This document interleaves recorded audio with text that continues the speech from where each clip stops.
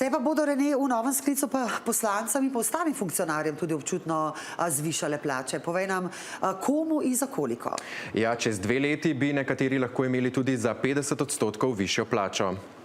Osnovna bruto plača poslancev, torej tistih, ki nimajo dodatnih zadolžitev, je v prejšnjem mandatu denimo znašala dobrih 4100 evrov. Že z začetkom tega mandata se je bruto plača zvišala za dobrih 500 evrov, postopno pa se bo dvigala vse do leta 2028, ko bo osnova znašala slabih 6400 evrov.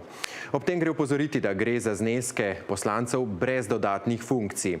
No, najvišje izplačilo so v preteklem sklicu sicer prejemali SDS-ova Danijel Krivec in Jelka Godec ter Nataša Avšič-Bogovič iz Svobode, vsi trije okoli 5900 evrov bruto.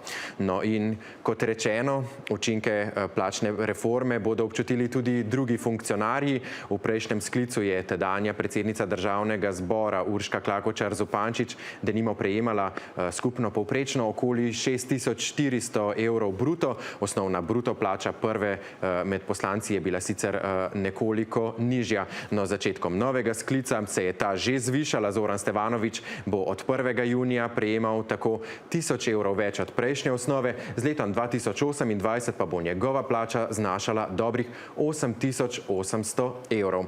No, plača se bo za okoli 1000 evrov zvišala pa tudi ministrom.